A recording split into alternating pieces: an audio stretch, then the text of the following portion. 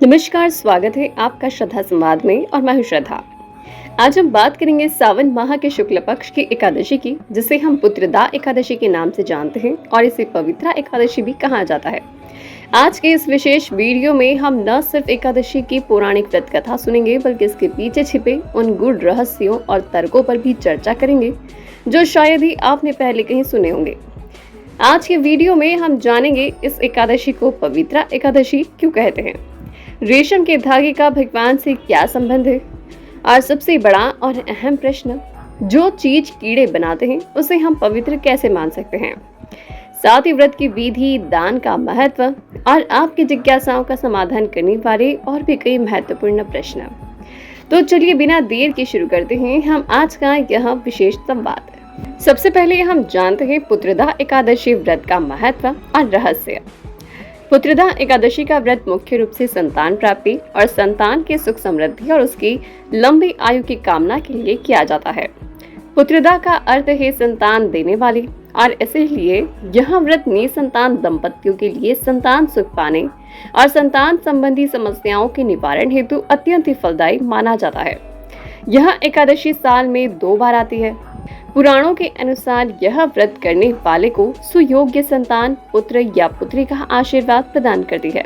यह व्रत संतान की सभी चिंताओं और समस्याओं को दूर करता है और उसकी सुरक्षा और सुखद भविष्य की कामना के लिए यह व्रत सर्वोत्तम माना गया है। इस दिन भगवान श्री विष्णु हरि की पूजा करने से जाने अनजाने में वे पाप नष्ट हो जाते हैं और मोक्ष की प्राप्ति होती है। यह व्रत न केवल संतान के लिए बल्कि परिवार के सुख, शांति और समृद्धि लाने के लिए भी किया जाता है। यह एकादशी पोष शुक्ल पक्ष और श्रावण शुक्ल पक्ष में 2 बार आती है, जिसमें सावन की पुत्रदा एकादशी को बहुत ही मंगलकारी माना जाता है। अगर आपने अभी तक आपका अपना चैनल श्रद्धा संवाद सब्सक्राइब नहीं किया है तो कृपया कर लीजिए, ताकि ऐसे ही ज्ञानवर्धक वीडियो आप तक पहुंचती रहे। हम प्रारंभ करते हैं पुत्रदा एकादशी व्रत की कथा। प्राचीन काल में द्वापर युग के आरंभ में माहिष्मति नाम की एक नगरी थी, जहां पर महिजित नाम का एक राजा राज्य करता था। राजा धर्मात्मा था और अपनी प्रजा को पुत्र के समान रखता था, लेकिन स्वयं की कोई संतान न होने के कारण वह सदैव दुखी रहता था। राजा का मानना था कि जिसके यहाँ संतान नहीं होती उसके लिए यह लोक और परलोक दोनों ही दुखदायी होते हैं। पुत्र प्राप्ति के लिए राजा ने अनेक उपाय किए, लेकिन सफलता नहीं मिली। जब राजा को अपनी वृद्धावस्था आती दिखी तो राजा ने अपनी प्रजा और प्रतिनिधियों को बुलाया और कहा, हे प्रजाजनों, मैंने कभी अन्याय से धन नहीं कमाया, न देवताओं और ब्राह्मणों का धन छीना, सबको सम्मान माना, फिर भी मेरे यहाँ पर पुत्र नहीं है, इसका क्या कारण है। राजा के इस दुख से दुखी होकर मंत्री और प्रजाजन उसके लिए समाधान खोजने वन में गए।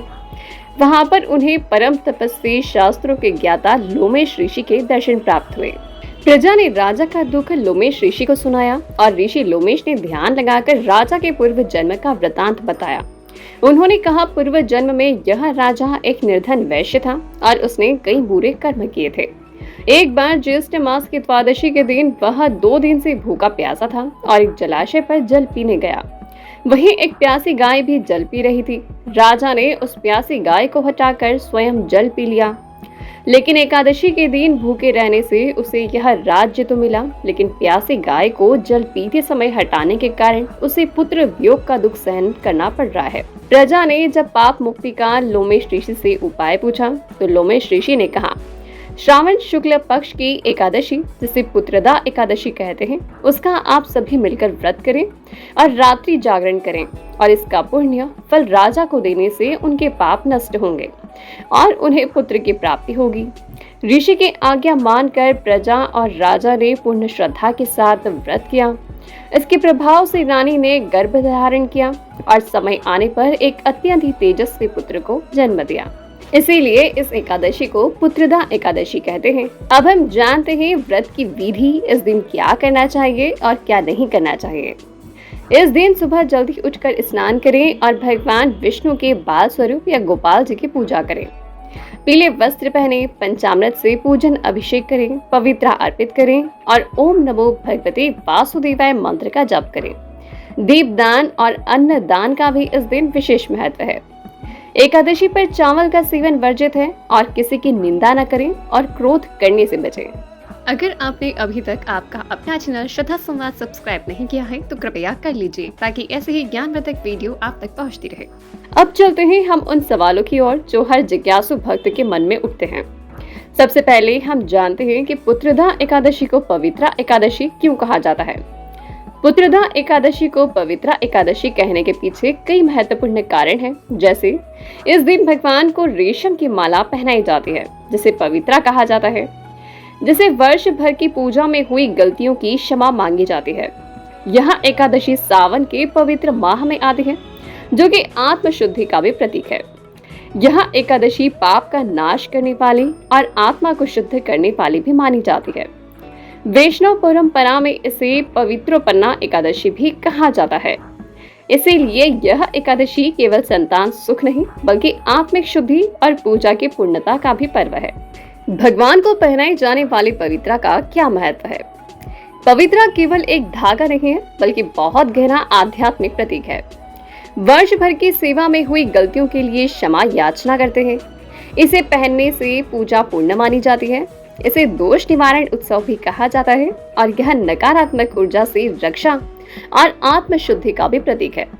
सरल शब्दों में अगर कहें तो यह भक्त और भगवान के बीच संबंध को पुनः शुद्ध करने का एक माध्यम है। पवित्रा एकादशी पर रेशम का धागा ही क्यों उपयोग में होता है। रेशम को विशेष महत्व मिलने के पीछे कई महत्वपूर्ण कारण हैं, जैसे इसे सबसे शुचि अर्थात पवित्र माना गया है। यह मंत्रों की ऊर्जा को ग्रहण और संरक्षित करता है। प्राकृतिक रंगों से रंगा रेशम आध्यात्मिक भाव को दर्शाता है। राजसी स्वरूप भगवान के वैभव और सुंदरता को बढ़ाता है। हालांकि कुछ परंपराओं में सूती धागा भी मान्य है। अब हम जानते हैं एकादशी पर पवित्रा पहनाने की यह परंपरा कब से शुरू हुई और इस एकादशी पर ही क्यों। यह परंपरा विशेष रूप से पुष्टि मार्ग में 91वीं शताब्दी से जुड़ी हुई है, जब महाप्रभु वल्लभाचार्य जी को इस दिन भगवान श्रीनाथ जी से ब्रह्म संबंध मंत्र प्राप्त हुआ था।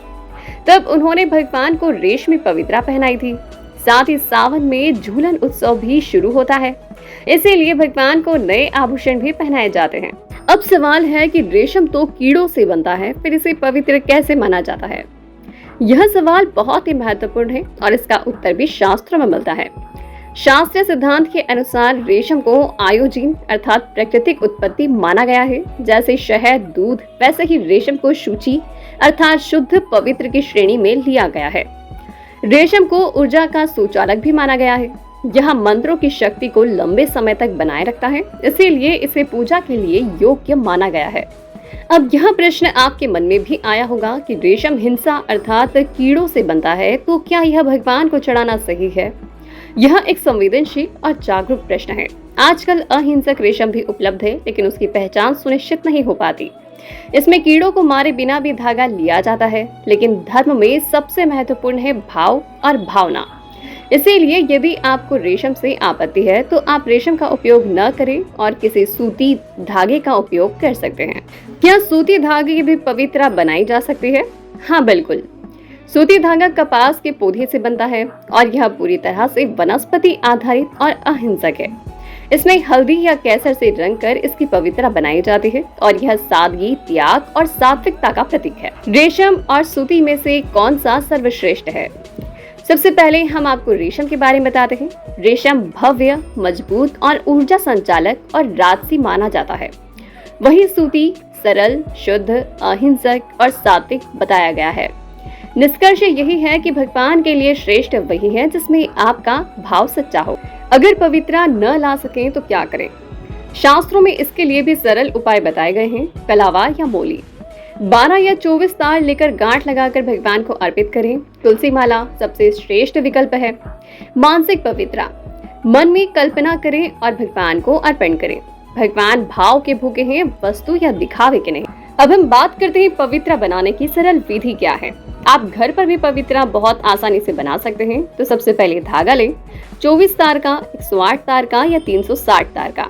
अब इसे केसर, हल्दी, कुमकुम से आप रंग सकते हैं। हर गांठ पर मंत्र जप करें और ओम नमो भगवते वासुदेवाय मंत्र बोलें। ऊपर ब्रह्मक ग्रंथि लगाएं और यह पूरे वर्ष की सेवा भगवान को समर्पित करने का प्रतीक है। अब जानते हैं पवित्रा की बनावट का क्या अर्थ है। 365 धागे यहाँ वर्ष के दिन है, 108 गांठें यहाँ आध्यात्मिक संख्या है और एकादशी पर भगवान के मंत्र जप की संख्या। 24 गांठ यहाँ 24 एकादशी की संख्या है। मुख्य गांठ ब्रह्मक ग्रंथि है और यह पूरे वर्ष के समर्पण और साधना का प्रतीक है। पवित्रा केवल एक धागा नहीं है, यह भक्त और भगवान के बीच का अटूट संबंध है। इसे हर साल हम दिन फिर से पवित्र करते हैं। अगर आपकी अंतरात्मा रेशम को स्वीकार नहीं करती है तो आप सूती पवित्रा बनाएं, उसे अपनाएं, क्योंकि भगवान को वस्तु नहीं आपका भाव प्रिय है। सिर्फ इसी एकादशी पर भगवान को पवित्रा क्यों धारण करवाई जाती है? चलिए अब जानते हैं आपके यह अंतिम सवाल का जवाब। श्रावण शुक्ल एकादशी को विशेष रूप से पवित्रा धारण करने के लिए निर्धारित किया गया है, क्योंकि यह समय भक्ति, शुद्धि और नए आध्यात्मिक आरंभ का संकेत देता है। इस दिन को विशेष इसीलिए माना जाता है क्योंकि यह वही तिथि है जब भगवान और भक्त के बीच पवित्र संबंध को फिर से मजबूत करने की परंपरा शुरू हुई। इस दिन पवित्रा अर्पित करना भक्ति को दोबारा समर्पित करने का प्रतीक है। यह एकादशी चतुर्मास और सावन के पवित्र माह में आती है। इसी समय भगवान के झूलन और अन्य उत्सव भी प्रारंभ होते हैं, इसीलिए पवित्रा पहनाकर आने वाले उत्सव की शुद्ध शुरुआत भी की जाती है।